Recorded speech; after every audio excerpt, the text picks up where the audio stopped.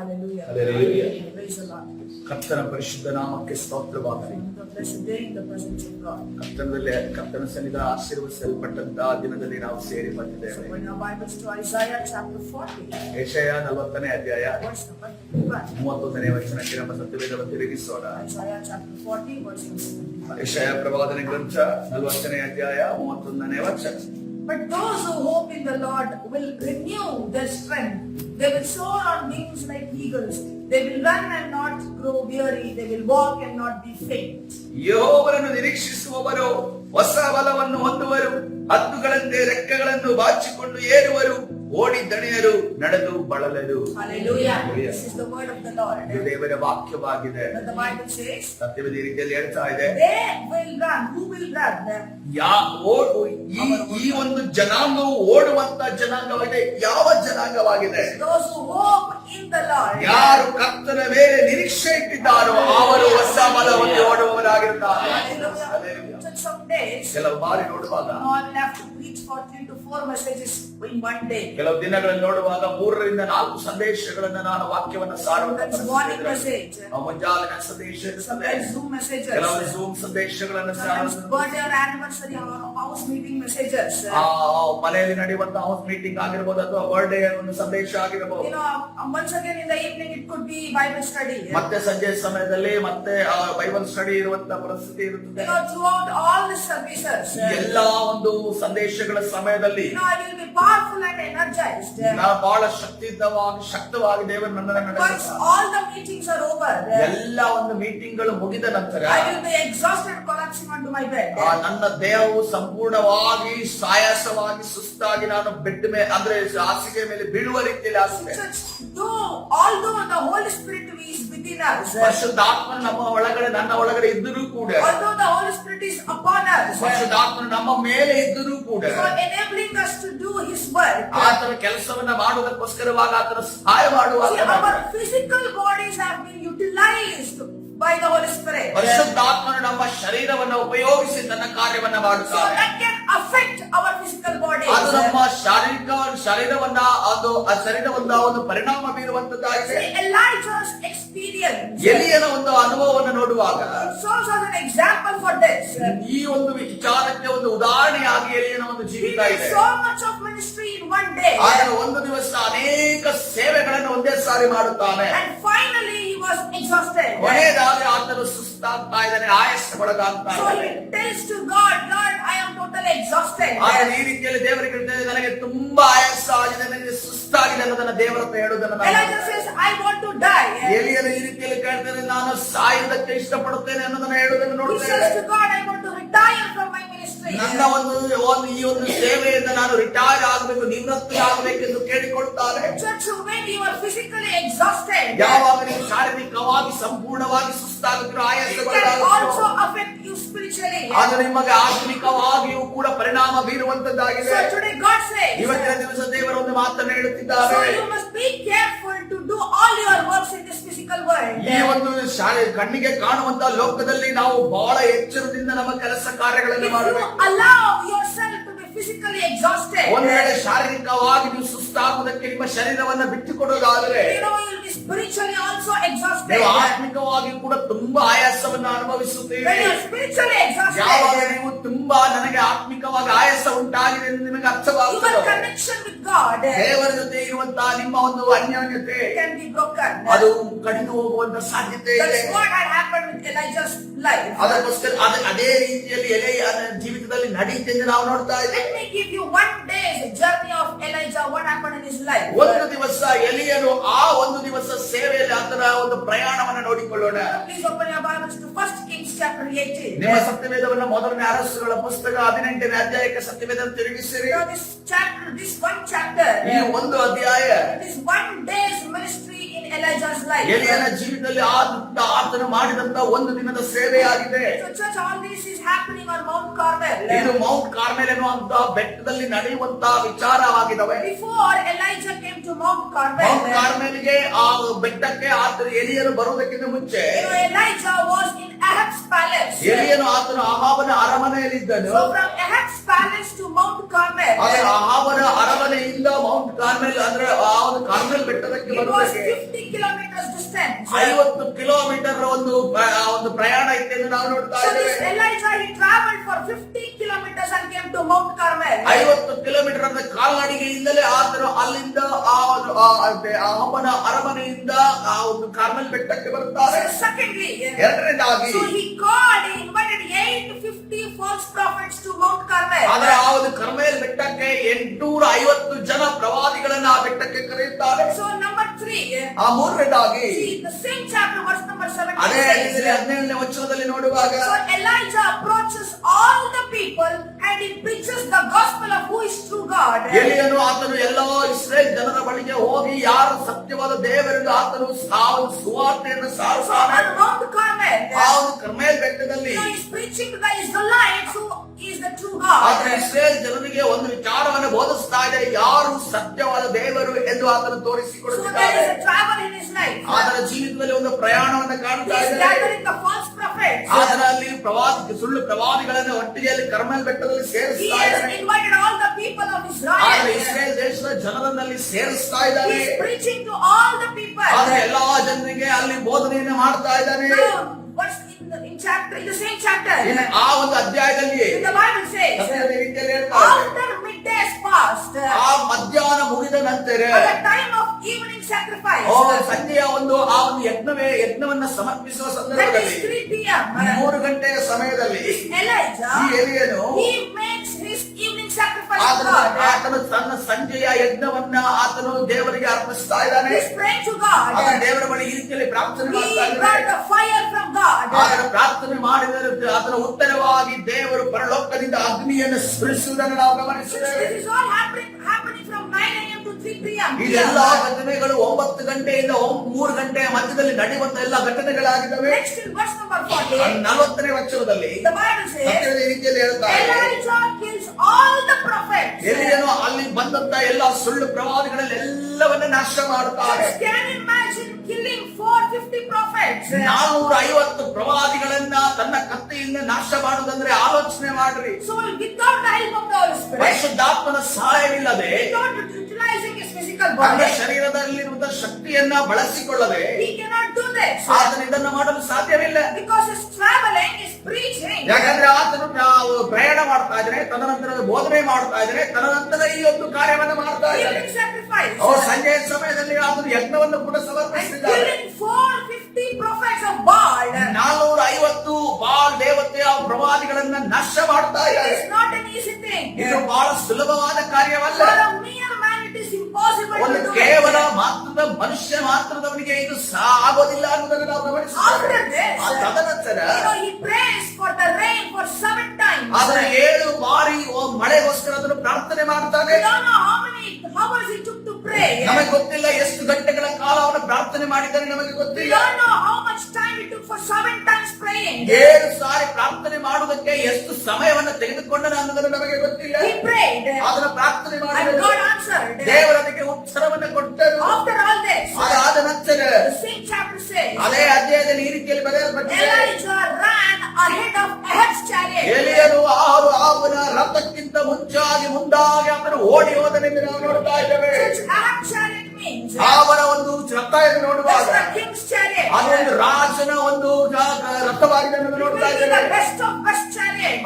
ಆ ಒಬ್ಬ ರಾಜನಿಗೆ ರಥವನ್ನು ಕೊಡುವಾಗ ಆ ರಥಗಳಲ್ಲಿ ಸೂಕ್ತವಾದ ಮತ್ತು ಉತ್ತಮವಾದ ರಥಗಳನ್ನು It will be ಕೊಡುತ್ತಾರೆ. the fastest of all other chariots. ಬೇರೆ ಎಲ್ಲಾ ರಥಗಳಿಗಿಂತ ವೇಗವಾಗಿ ಓಡುವಂತ ಮತ್ತು ತಲುಪುವಂತ But ರಥವಾಗಿರುತ್ತದೆ. this man of God, ಆದ್ರೆ ಈ ದೇವರ ಮನುಷ್ಯನು doing all these things since morning, ಆತನ ಬೆಳಗಿನಿಂದ ಅಲ್ಲಿಯ ತನಕ ಆತನ ಎಲ್ಲಾ ಕಾರ್ಯಗಳನ್ನ now ಮಾಡಿ he's running ahead of king's chariot. ಆತನು ರಾಜನ ಒಂದು ರಥದ ಮುಂದಾಗಿ ಆತನು ಓಡಿ ಹೋಗ್ತಾ ಇದ್ದಾನೆ. Church, after doing all this, ಸಭೆ ಇದೆಲ್ಲಾ ಕಾರ್ಯಗಳನ್ನು ಮಾಡಿದ ನಂತರ Elijah was finally exhausted. ಎಲಿಯನು ಸಂಪೂರ್ಣವಾಗಿ ಆಯಾಸಗೊಳಗಾಗುತ್ತಾನೆ. Church, God says, ದೇವರು ಈ ರೀತಿಯಲ್ಲಿ ಹೇಳ್ತಿದ್ದಾನೆ, don't just run around. ಕೇವಲ ಓಡಿ ಸುಸ್ತಾಗಬೇಡ್ರಿ. Don't do too many things. ಅನೇಕ ಕಾರ್ಯಗಳನ್ನು ಒಂದೇ ಸಾರಿ ಮಾಡಬೇಡ್ರಿ. You must choose from God. ಯಾಕಂದ್ರೆ ದೇವರ ಮುಖಾಂತರವಾಗಿ ನೀವು ಆಯ್ಕೆ You ಮಾಡಬೇಕಾಗಿದೆ. must have that discernment what to do in your life. ನಿಮ್ಮ ಜೀವನದಲ್ಲಿ ಏನನ್ನು ನಾನು ಮಾಡಬೇಕು, ಏನನ್ನ ಮಾಡಬಾರದು ಎನ್ನುವಂತ ಒಂದು ಆಲಿಸಿ ಆರಿಸುವಂತಹ ಒಂದು ಸಾಮರ್ಥ್ಯವನ್ನು ದೇವರಿಂದ ಹೊಂದಬೇಕು. Though you have the help of the Holy Spirit, ಪರಿಶುದ್ಧಾತ್ಮನ ಸಹಾಯ ನಿಮಗೆ ಇದ್ದರೂ ಕೂಡ your physical bodies have been used by God. ದೇವರಿಂದ ನಿಮ್ಮ ಒಂದು ಶಾರೀರಿಕ ಕಣ್ಣಿಗೆ ಕಾಣುವಂತ ಶರೀರವು So ಉಪಯೋಗಿಸಲ್ಪಡುತ್ತದೆ. the devil knows it very well. ಸೈತಾನ್ಗೆ ಒಂದು ವಿಚಾರ ಕರೆಕ್ಟ್ ಆಗಿ ಸರಿಯಾಗಿ ಗೊತ್ತಿದೆ. Where if I touch this person, he will be exhausted. ಈ ವ್ಯಕ್ತಿಯನ್ನ ಯಾವ ರೀತಿಯಲ್ಲಿ ಎಲ್ಲಿ ಮುಟ್ಟಿದರೆ ಈತನು ಆಯಾಸಕ್ಕೊಳಗಾಗ್ತಾನೆ ಅನ್ನೋದನ್ನು ಗೊತ್ತಿದೆ. Since you as a man of God, ನೀವು ದೇವರ ಮನುಷ್ಯರಾಗಿ, you as a woman of ನೀವು God, ದೇವರ ಒಂದು ಸ್ತ್ರೀಯರಾಗಿ, as a working woman, ದೇವರ ಒಂದು ಉದ್ಯೋಗವನ್ನ ಮಾಡುವಂತ ಸ್ತ್ರೀಯರಾಗಿ, whether you are a housewife, ಒಂದ್ ವೇಳೆ ನೀವು ಮನೆಯಲ್ಲಿ ಕೆಲಸ ಮಾಡುವಂತ ಸ್ತ್ರೀಯರೇ ಆಗಿರಬಹುದು, you need that discernment of what to do and what not to choose. ಏನನ್ನ ಮಾಡಬೇಕು ಏನನ್ನ ಆರಿಸಿಕೊಳ್ಳಬೇಕು ಅನ್ನುವಂತ ಒಂದು ಆಲೋಚನೆ ನಿಮಗಿರಬೇಕು. Once you are physically exhausted, ಒಂದು ಸಾರಿ ಶಾರೀರಿಕವಾಗಿ ನೀವು ಸುಸ್ತಾದಾಗ it will bring mood swings in your life. ನಿಮ್ಮ ಜೀವಿತದಲ್ಲಿ ಒಂದು ರೀತಿಯಲ್ಲಿ ಒಂದೊಮ್ಮೆ ಒಂದು ರೀತಿ ಆಡೋದು, ಇನ್ನೊಂದೊಮ್ಮೆ ಇನ್ನೊಂದು ರೀತಿ ಆಡುವಂತ It ಕಾರ್ಯಗಳು can affect your family life. ನಿಮ್ಮ ಕುಟುಂಬ ಜೀವಿತವನ್ನ ಅದು ಪರಿಣಾಮ It will ಬೀರುವಂತದ್ದಾಗಿದೆ. also affect your next day's work life. ಅದೇ ರೀತಿಯಲ್ಲಿ ನಾವು ಮಾರನೆಯ ದಿವಸದ ನಿಮ್ಮ ಕೆಲಸ ಕಾರ್ಯಗಳು ಕೂಡ ಅದು ಪರಿಣಾಮ You ಬೀರುವಂತದ್ದಾಗಿದೆ. might have health issues. ನಿಮಗೆ ಆರೋಗ್ಯದ ಸಮಸ್ಯೆ ಉಂಟಾಗಬಹುದು. This will finally affect your relationship with God. ಕೊನೆಯದಾಗಿ ಇದೆಲ್ಲವೂ ಕೂಡ ದೇವರ ಜೊತೆ ನೀವು ಹೊಂದಿರುವಂತಹ ಅನ್ಯೋನ್ಯತೆಗೆ ಅದು ಪರಿಣಾಮ See, when you ಬೀರುವಂತದ್ದಾಗಿದೆ. are physically exhausted, ಯಾವಾಗ ನೀವು ಸಂಪೂರ್ಣವಾಗಿ ಶಾರೀರಿಕವಾಗಿ ನೀವು you ಆಯಾಸಕ್ಕೊಳಗಾಗುತ್ತೀರೋ, cannot pray. ನೀವು ಪ್ರಾರ್ಥನೆ ಮಾಡಲು ನಿಮಗೆ You ಸಾಧ್ಯವಾಗುತ್ತಿಲ್ಲ, cannot worship. ನಿಮಗೆ ಆರಾಧನೆ ಮಾಡಲು You ಸಾಧ್ಯವಿಲ್ಲ, will not have that kind of interest. ಆ ರೀತಿಯ ಆಸಕ್ತಿ ನಿಮ್ಮಲ್ಲಿರೋದಿಲ್ಲ. You might feel irritated. ನೀವು ಬಹಳ ಒಂದು ಸುಸ್ತಾದ ರೀತಿಯಲ್ಲಿ ಅಥವಾ ಯಾರೋ ನಿಮಗೆ ಸಮಸ್ಯೆಯನ್ನು ಉಂಟು ಮಾಡಿದ ರೀತಿ So ತೊಂದರೆಯನ್ನು your ಉಂಟು ಮಾಡುತ್ತಾರೆ. spiritual life will be drowned. ಇದರ ನಿಮಿತ್ತವಾಗಿ ನಿಮ್ಮ ಆತ್ಮಿಕ ಜೀವಿತ ಕಡಿಮೆ ಆಗುತ್ತಾ ಹೋಗುತ್ತೆ. Church today, God says, ಇವತ್ತಿನ ದಿವಸ ದೇವರನ್ನು ಮಾತನಾಡುತ್ತಿದ್ದಾರೆ. don't simply just run around. ನೀವು ಸುಮ್ಮನೆ ಸುತ್ತು ಓಡಿಯಬೇಡ್ರಿ. Let me show you what happened in Elijah's life next. ಎಲಿಯನ ಜೀವಿತದಲ್ಲಿ ಮತ್ತೆ ಏನಾಯ್ತು ಎಂದು ನೋಡೋಣ ನಾವು. 1 Kings chapter 19, ಮೊದಲನೇ ಅರಸುಗಳ ಪುಸ್ತಕ 19ನೇ ಅಧ್ಯಾಯ verses 1 and 2. 1-2 ವಚನಗಳನ್ನು ನೋಡುವಾಗ Let us read the word. ವಾಕ್ಯವನ್ನು ಓದಿಕೊಳ್ಳೋಣ. And Ahab told Jezebel all that Elijah had done. Also how he had executed when he killed all the prophets with the sword. ಎಲಿಯನು ಎಲ್ಲಾ ಪ್ರವಾದಿಗಳನ್ನು ಕತ್ತಿಯಿಂದ ಸಂಹರಿಸಿದನ್ನು ಅವನು ಮಾಡಿದ ಬೇರೆ ಎಲ್ಲಾ ಕಾರ್ಯಗಳನ್ನು ಅಹಾಬನು ಇಜಬೇಲಿಗೆ ತಿಳಿಸಿದಾಗ, Verse number 2, then Jezebel sent a messenger to Elijah saying, so let the gods do to me and more also, if I do not make your life as the life of one of them by tomorrow about this time.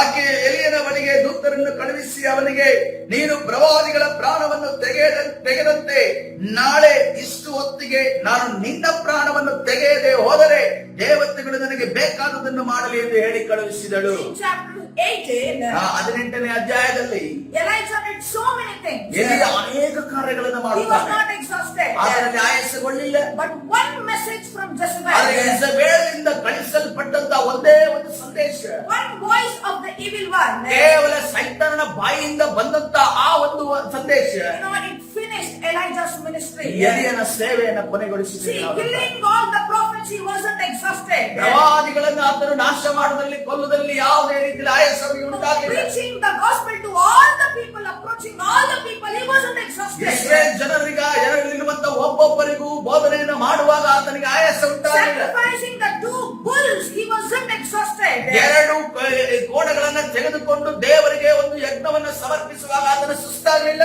Praying 7 times for the rain, he wasn't exhausted. ಮಳೆಗಾಗಿ 7 ಬಾರಿ ಆತನ ಪ್ರಾರ್ಥನೆ ಮಾಡುವಾಗ ಆತನ ಆಯಾಸಗೊಳಗಾಗಲಿಲ್ಲ. Running ahead of the king's chariot, he wasn't ಆ exhausted. ರಾಜನ ರಥದ ಮುಂದಾಗಿ ವೇಗವಾಗಿ ಓಡುವಾಗ ಆತನ ಆಯಾಸ But ಅನುಭವಿಸಲಿಲ್ಲ.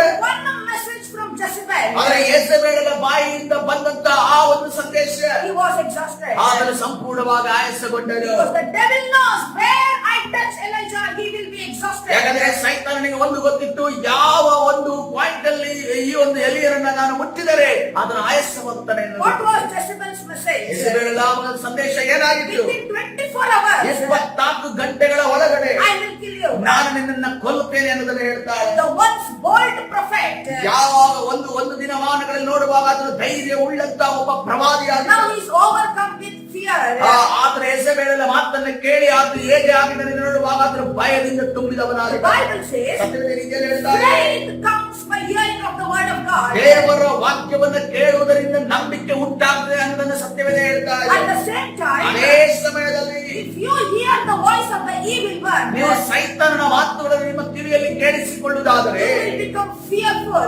ನೀವು ಭಯದಿಂದ ತುಂಬಿಕೊಳ್ಳುತ್ತೀರಿ. Today you are reading the life of Elijah. ಇವತ್ತಿನ ದಿವಸ ಎಲಿಯನ ಜೀವಿತವನ್ನು ನೀವು ನಡೆಸಿಕೊಂಡು ಹೋಗ್ತಾ ಇದ್ದೀರಾ. Elijah's faith wavers. ಎಲಿಯನ ಒಂದು ನಂಬಿಕೆ ಅಲುಗಾಡಿದನ್ನು ನಾವು ಇಲ್ಲಿ ಗಮನಿಸುತ್ತೇವೆ. Instead of killing Jezebel, ಇಸಬೇಲರನ್ನ ಸಾಯಿಸೋದನ್ನ ಆತನ ಬಿಟ್ಟು he flees from Jezebel. ಆದರೆ ಇಸಬೇಲಿಂದ ಓಡಿ ಹೋಗುವುದನ್ನು ನಾವು ನೋಡ್ತಾ ಇದ್ದೇವೆ. God is speaking to you. ಇವತ್ತಿನ ದಿವಸ ದೇವರು ನಿಮ್ಮ ಜೊತೆ ಮಾತನಾಡುತ್ತಿದ್ದಾರೆ. What you hear, ನೀವು ಏನನ್ನ ಕೇಳಿಸಿಕೊಳ್ಳುತ್ತಿದ್ದೀರೋ that becomes your life. ಅದು ನಿಮ್ಮ ಜೀವಿತವಾಗಿ ಮಾರ್ಪಡುತ್ತದೆ. What you hear today, ಇವತ್ತಿನ ದಿವಸ ನೀವು ಏನನ್ನ ಕೇಳಿಸಿಕೊಳ್ಳುತ್ತಿದ್ದೀರೋ that's your life becomes tomorrow. ಮುಂದೆ ನಾಳೆಯ ದಿವಸದಲ್ಲಿ ಆ ಜೀವಿತ ಅದು ನಿಮ್ಮದಾಗಿರುತ್ತದೆ. Today what you hear, ಇವತ್ತಿನ ದಿವಸ ಏನನ್ನ ನೀವು it ಕೇಳಿಸಿಕೊಳ್ಳುತ್ತಿದ್ದೀರೋ creates tomorrow. ಅದು ನಾಳೆಯ ದಿವಸವನ್ನ ಸೃಷ್ಟಿ ಮಾಡುತ್ತದೆ ಎಂದು ನಾವು ನೋಡ್ತಾ ಇದ್ದೇವೆ. Today God says to you, ದೇವರು ನಿಮಗೆ ಇವತ್ತಿನ ದಿವಸ ಒಂದು ಮಾತನ್ನು ಹೇಳುತ್ತಿದ್ದಾರೆ. don't just run around things. ನಾವು ಕೇವಲ ಸುಮ್ಮನೆ ವಿಚಾರಕ್ಕಾಗಿ ನೀವು ಓಡಾಡುತ್ತಾ You ಇರಬೇಡ್ರಿ. will be physically ನೀವು exhausted. ಶಾರೀರಿಕವಾಗಿ ತುಂಬಾ ಸುಸ್ತಾಗುತ್ತೀರಿ. That's what happened in Martha's life. ಮಾತಳ ಜೀವಿತದಲ್ಲಿ ಕೂಡ ಇದೇ ನಡೆಯಿತು. Jesus did not tell her, you must do so many things. ಯೇಸು ಕ್ರಿಸ್ತನು ಹೇಳಿಲ್ಲ ನೀನು ಅನೇಕ ಕಾರ್ಯಗಳನ್ನ ನಿನ್ನ ಮನೆಯಲ್ಲಿ ನೀನು ಮಾಡಬೇಕು ಅನ್ನೋದನ್ನ ಹೇಳಿಲ್ಲ. But that was Martha's choice. ಆದ್ರೆ ಅದು ಮಾರ್ತಳ ಒಂದು ಆಯ್ಕೆಯಾಗಿದ್ದು ನಾನು ಏನಾದ್ರೂ ಮಾಡಿ ಯೇಸುವಿಗೆ ಕೊಡಬೇಕೆನ್ನುವಂತ ಆಯ್ಕೆ ಮಾರ್ತಳದಾಗಿತ್ತು. You know, Martha was doing that thing, this thing, and so many things she was ಮಾರ್ತಳ doing. ನಾನು ಅದನ್ನು ಮಾಡಬೇಕು ಇದನ್ನು ಮಾಡಬೇಕು ಎಲ್ಲ ಕೆಲಸಗಳಿದಾವೆ ಅನ್ನೋದನ್ನ ತಲೆಯಲ್ಲಿ Now ತುಂಬಿಕೊಂಡಿದ್ದಾರೆ. she's physically exhausted. ಈಗ ಆಕೆ ಶಾರೀರಿಕವಾಗಿ ತುಂಬಾ ಸುಸ್ತಾಗಿದ್ದಾರೆ. Now he's coming with complaints before Jesus. ಈಗ ಯೇಸುವಿನ ಮುಂದೆ ಆಕೆದ ಆರೋಪಗಳನ್ನು ತರ್ತಾ ಇದ್ದಾಳೆ. But Jesus says, ಆದ್ರೆ ಯೇಸು ಕ್ರಿಸ್ತನು ಈ ರೀತಿಯಲ್ಲಿ Martha, ಹೇಳ್ತಿದ್ದಾನೆ, Martha, you need to do many things. ಮಾರ್ತಳೆ ನೀನು ಅನೇಕ ಕಾರ್ಯವನ್ನು ಮಾಡ್ತಿದ್ದಿ. But Mary has chosen the best thing. ಆದ್ರೆ ಮರಿಯಳು ಆಕೆ ಒಳ್ಳೆಯದನ್ನೇ ಆಯ್ಕೆ ಮಾಡಿದ್ದಾಳೆ. Hallelujah. Today, ಇವತ್ತಿನ ದಿವಸ God is speaking to you. ದೇವರು ನಿಮ್ಮ ಜೊತೆ ಮಾತನಾಡುತ್ತಿದ್ದಾರೆ. Because if you get committed to too many things, ಅನೇಕ ವಿಚಾರಗಳಿಗೆ ನೀವು ಮಾಡುವುದಕ್ಕೆ ನೀವು ಯಾವ ಒಪ್ಪಂದ ಮಾಡಿಕೊಳ್ಳುತ್ತೀರೋ that makes you physically exhausted. ಅದು ನಿಮ್ಮನ್ನ ಶಾರೀರಿಕವಾಗಿ ಆಯಾಸ ಉಂಟು ಮಾಡುತ್ತದೆ. Gideon under the oak tree, ಗಿದ್ಯೋನನು ಆತನು ಆ ಒಂದು ಏಲಮರದ ಕೆಳಗಡೆ you know, he was exhausted. ಆತನು ಸಂಪೂರ್ಣವಾಗಿ ಆತನು ಸುಸ್ತಾದನು ಆಯಾಸಗೊಂಡಿದ್ದನು. Though the angel of God calls him mighty warrior, ದೇವದೂತನು ಬಂದು ಆತನನ್ನ ಪರಾಕ್ರಮಿಯಾದ ಗಿದ್ಯೋನನೇ ಎಂದು ಕರೆದರೂ ಕೂಡ you know what Gideon is speaking? ಗಿದ್ಯೋನ ಏನನ್ನ ಹೇಳ್ತಾ ಇದ್ದಾನೆ? God is with us. ದೇವರು ನಮ್ಮ ಜೊತೆ ಇದ್ದಿದ್ರೆ Why all these things are happening? ಯಾಕೆ ನಮ್ಮ ಜೀವಿತದಲ್ಲಿ ಇಸ್ರೇಲರ ಜೀವಿತದಲ್ಲಿ ಈ ರೀತಿ ನಡೀತಾ Why is ಇತ್ತು? speaking all these things? ಯಾಕೆ ಈ ರೀತಿಯಲ್ಲಿ ಯಾರು ಮಾತನಾಡ್ತಾ ಇದ್ದೆ? Because he is physically exhausted. ಯಾಕೆಂದ್ರೆ ಆತನು ಸಂಪೂರ್ಣವಾಗಿ ಶಾರೀರಿಕವಾಗಿ Just ಆಯಾಸಗೊಂಡಿದ್ದಾನೆ. today, two things. ಇವತ್ತಿನ ದಿವಸ ಎರಡು ವಿಚಾರಗಳು. What we listen to ನಾವು ಯಾವ ವಿಚಾರವನ್ನು ಕೇಳಿಸಿಕೊಳ್ಳುತ್ತಿದ್ದೇವೆ, and how much we work. ನಾವು ಎಷ್ಟು ಕೆಲಸವನ್ನ ಮಾಡ್ತೇವೆ. Church, today God is speaking. ಇವತ್ತಿನ ದಿವಸ ಅದನ್ನ For ಗಮನವಿಟ್ಟು ನಾವು this, ನೋಡಬೇಕು. you need a discernment from God. ಈ ವಿಚಾರಕ್ಕಾಗಿ ದೇವರಿಂದ ನಮಗೆ ಯಾವುದನ್ನು ಆಯ್ಕೆ ಮಾಡಬೇಕು ಆಯ್ಕೆ ಮಾಡಬಾರದು ಎನ್ನುವಂತ ಜ್ಞಾನ ದೇವರಿಂದ ನಮಗೆ ಬೇಕು. Hard work or smart work? ನಾವು ಹೆಚ್ಚಾದ ಶ್ರಮ ಪಡಬೇಕಾ ಅಥವಾ ನಾವು ಬಹಳ ಯುಕ್ತಿ ಜ್ಞಾನವುಳ್ಳವರ ಕೆಲಸ ಮಾಡಬೇಕಾ? Let Holy Spirit work. ಪರಿಶುದ್ಧಾತ್ಮನು ಅದನ್ನು ನಿಮಗೆ Not ಹೇಳಿಕೊಡಬೇಕಾಗಿದೆ. the hard work. ನಮಗೆ ಶ್ರಮ ಅಲ್ಲ, Smart work. ನಾವು ವೇಗವಾಗಿ ಕೆಲಸ ಮಾಡುವವರ But ಅಂತದಲ್ಲ. let Holy Spirit work in your life. ಯಾವುದನ್ನು ಮಾಡಬೇಕೆಂದು ಪರಿಶುದ್ಧಾತ್ಮನು ನಮಗೆ The ಹೇಳಿಕೊಡಬೇಕಾಗಿದೆ. Bible says, ಸತ್ಯದ ಈ ರೀತಿಯಲ್ಲಿ ಹೇಳ್ತಾರೆ. Caleb at 85 years old, ಕಾಲೇಬನು 85 ವರ್ಷದವನಾದಾಗ the Bible says, ಸತ್ಯದ ಈ ರೀತಿಯಲ್ಲಿ he had ಹೇಳ್ತಾರೆ. the same strength when he was 45 years old. ಆತನಿಗೆ 45 ವರ್ಷದಲ್ಲಿ ಯಾವ ಒಂದು ಶಕ್ತಿ ತನ್ನ ಶರೀರದಲ್ಲಿ ಇರಬೇಕಾಗಿತ್ತು ಅದು 85ನೇ ವಯಸ್ಸಿನಲ್ಲಿ ಇತ್ತು ಎಂದು ನಾವು He ನೋಡ್ತಾ was ಇದ್ದೇವೆ. never exhausted. ಆದರೆ ಯಾವುದೇ ಕಾರಣಕ್ಕೂ ತನ್ನ ಶರೀರದಲ್ಲಿ ಸುಸ್ತನ್ನು ಅನುಭವಿಸಲಿಲ್ಲ. What is the secret? ಇದಕ್ಕಿರುವಂತಹ ಒಂದು ರಹಸ್ಯ ಏನಾಗಿದೆ? Number one, ಮೊದಲನೇದಾಗಿ his faith on God's promise. ದೇವರ ವಾಗ್ದಾನದ ಮೇಲೆ ಆತನಲ್ಲಿದ್ದಂತ ನಂಬಿಕೆಯನ್ನು ನಾವು So ನೋಡ್ತಾ he ಇದ್ದೇವೆ. waited for 40 years. ಅದಕ್ಕೋಸ್ಕರವಾಗಿ 40 ವರ್ಷಗಳ ಕಾಲ ಆತನು ಕಾದರೂ ಕೂಡ ಅದೇ ಫಲವನ್ನು ಆತನು ಹೇಳ್ತಾ So ಇದ್ದಾನೆ. when your faith is on God, ಯಾವಾಗ ದೇವರ ಮೇಲೆ ನಿಮ್ಮ ನಂಬಿಕೆ ದೃಢವಾಗಿರುತ್ತದೋ you will not put your hands into many things. ಅನೇಕ ವಿಚಾರಗಳಲ್ಲಿ ನಮ್ಮ ಕರಗಳನ್ನು ನಾವು You ಹಾಕುವುದಿಲ್ಲ. will wait for the Lord. ನಾವು ದೇವರಿಗೋಸ್ಕರ ಕಾಯುತ್ತೇವೆ. Your strength will be renewed. ನಮ್ಮ ಒಂದು ಬಲ ಅದು ಹೊಸ ಬಲವನ್ನು ಪಡೆದುಕೊಳ್ಳುವಂತದ್ದಾಗಿದೆ. The secret of Caleb's life. ಕಾಲೇಬನ ಜೀವನದಿಂದ ಎರಡನೆಯ ಒಂದು ರಹಸ್ಯ Now, unwavering obedience to God.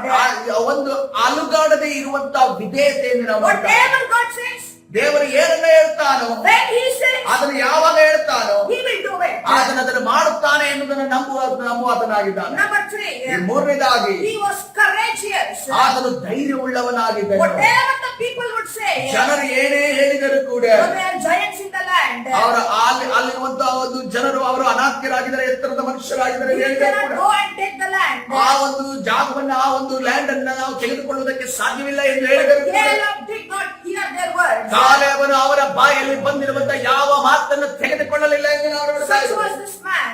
ಆ ರೀತಿಯ ಮನುಷ್ಯರು The ಕಾಲೇಬನ. fourth secret, ನಾಲ್ಕನೇ ಒಂದು was ರಹಸ್ಯ, totally dependence on God. ಸಂಪೂರ್ಣವಾಗಿ ದೇವರ ಮೇಲೆ He ಅವಲಂಬಿತನಾಗಿದ್ದಾನೆ. cannot do it, but God will do it. ನಮಗೆ ಮಾಡಲು ಸಾಧ್ಯವಿಲ್ಲ, ಆದರೆ ದೇವರನ್ನು ಮಾಡಲು ಶಕ್ತನಾಗಿದ್ದಾರೆ.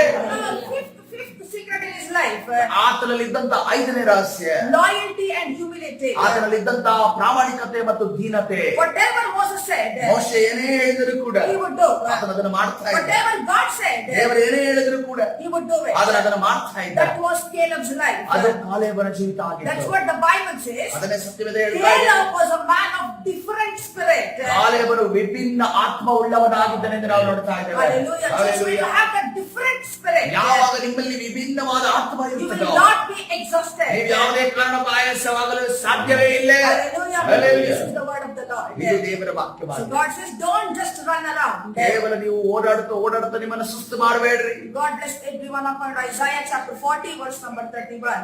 ಯೆಶಾಯ ಪ್ರವಾದನೆ ಗ್ರಂಥ 40ನೇ ಅಧ್ಯಾಯ 31ನೇ ವಚನದ God ಪ್ರಕಾರವಾಗಿ bless ದೇವರು ನಿಮ್ಮನ್ನೆಲ್ಲ everyone according to this word of God. ಈ ದೇವರ ವಾಕ್ಯದ ಪ್ರಕಾರವಾಗಿ ನಿಮ್ಮನ್ನೆಲ್ಲರನ್ನು ಆಶೀರ್ವದಿಸಿ ಸನ್ನಿಧಾನದಲ್ಲಿ ಸಮಯದಲ್ಲಿ ಪ್ರಾರ್ಥನೆ ಮಾಡಿಕೊಳ್ಳೋಣ. ಪ್ರಿಯರೇ, ಈ ಸಂದೇಶವನ್ನ ಈ ದಿನವಾದ ನಾವು ಇಲ್ಲಿ ಬಿಟ್ಟುಕೊಳ್ಳಿ ಹೋಗದೆ ನಮ್ಮ ಜೀವಿತದಲ್ಲಿ ನಾವು ಉಪಯೋಗ ಮಾಡುವವರಾಗಿರೋಣ. ಪ್ರಿಯರೇ, ಪರಿಸ್ಥಿತಿಗಳು ಏನೇ ಆಗಿರಲಿ, ಸಮಸ್ಯೆಗಳು ಏನೇ ಆಗಿರಲಿ, ತೊಂದರೆಗಳು ಏನೇ ಆಗಲಿ, ಕರ್ತನ ಸನ್ನಿಧಾನ ನಮ್ಮನ್ನು ನಾವು ಕರ್ತನ ಕರಗಳಿಗೆ ಸಮರ್ಪಿಸುತ್ತಾ ಕರ್ತನೇ ನಿನ್ನ ಮಾತನ್ನು ನಾನು ಕೇಳುವವನಾಗಿದೆ ಅನ್ನೋದನ್ನ ಈ ಸಮಯದಲ್ಲಿ ಪ್ರಾರ್ಥನೆ ಮಾಡಿಕೊಳ್ಳೋಣ. ಪರಿಶುದ್ಧನಾದ ದೇವರ ನಿನ್ನ ನಾಮಕ್ಕೆ ಸ್ತೋತ್ರವಾಗಲಿ. ನಿನ್ನ ಸಾನ್ನಿಧ್ಯ ಈ ಸಮಯದಲ್ಲಿ ಇಳಿದು ಬರೋದಕ್ಕಾಗಿ ಸ್ತೋತ್ರ. ಹೌದು ಕರ್ತನೆ, ಅನೇಕ ಈ ಲೋಕದಲ್ಲಿ ಕರ್ತನೆ ನಾವು ಜೀವಿಸುವಾಗ ನಮ್ಮನ್ನ ಸುಸ್ತು ಮಾಡುವಂತ ಅನೇಕ ಕಾರ್ಯಗಳು ಇರುವುದಷ್ಟು ಕರ್ತನೆ, ಅದು ಅನೇಕ ಕೆಲಸ ಕಾರ್ಯಗಳು ಜವಾಬ್ದಾರಿಗಳನ್ನ ಕರ್ತನೆ ನಾವು ನಿಭಾಯಿಸುವಾಗ ನಮ್ಮಲ್ಲಿ ಸುಸ್ತಾಗುವಂತ ಅನೇಕ ವಿಚಾರಗಳಿದ್ದರೂ ಕರ್ತನೆ, ನಾವು ಕಾಲೇಬನ ರೀತಿಯಲ್ಲಿ 45ನೇ ವಯಸ್ಸಿನಲ್ಲಿ ಇದ್ದಂತ ನನಗೆ ಶಕ್ತಿ ಸಾಮರ್ಥ್ಯ ಈಗ 85ನೇ ವಯಸ್ಸಿನಲ್ಲಿದೆ, ನಾನು ಸಾಧಿಸಬಲ್ಲೆ ಅನ್ನುವುದನ್ನ ಕರ್ತನೆ ಧೈರ್ಯಗೊಳ್ಳುವ ಹಾಗೆ ಮಾಡಬಲ್ಲೆ ಅನ್ನುವ ರೀತಿಯಲ್ಲಿ ಕರ್ತನೆ ನಮ್ಮನ್ನು ನಡೆಸು. ಎಲಿಯನ ರೀತಿಯಲ್ಲಿ ಎಲ್ಲಾ ವಿಚಾರಗಳಿಗೆ ಕೈ ಹಾಕಿ ಕರ್ತನೆ ನಮಗೆ ಆಯಾಸ ಮಾಡಿಕೊಳ್ಳದ ಹಾಗೆ ಕರ್ತನೆ ನೀನು ತಾನು ನಡೆಸುವುದಕ್ಕಾಗಿ ಸ್ತೋತ್ರ. ಕರ್ತನೆ, ಈ ರೀತಿಯಲ್ಲಿ ಸೈತಾನ ಯಾವ ವಿಚಾರದಲ್ಲಿ ಕ್ಷುಲ್ಲಕವಾದ ವಿಚಾರದಲ್ಲಿ ಕೈ ಹಾಕಿ ನಮ್ಮನ್ನ ಸುಸ್ತು ಮಾಡ್ತಾ ಇದ್ದಾನೋ, ಆಯಾಸ ಮಾಡುತ್ತಿದ್ದಾನೋ, ಆ ಎಲ್ಲ ಸೈತಾನನ ತಂತ್ರಗಳನ್ನ ನಜರೇತಿನ ಯೇಸುವಿನ ನಾಮದಲ್ಲಿ ವಂದಿಸಿ ಮುರಿದಾಡಿ ಬಿಡುಗಡೆ ಉಂಟು ಮಾಡಿ ನೀನು ತಾನೇ ನಡೆಸು. ಕರ್ತನಾದ ಯೇಸು ಸ್ವಾಮಿ ಹೆಸರಲ್ಲಿ ಪ್ರಾರ್ಥಿಸಿ ಹೊಂದಿಕೊಳ್ಳುತ್ತೇನೆ ಜೀವವುಳ್ಳ ತಂದೆ. ಆಮೆನ್.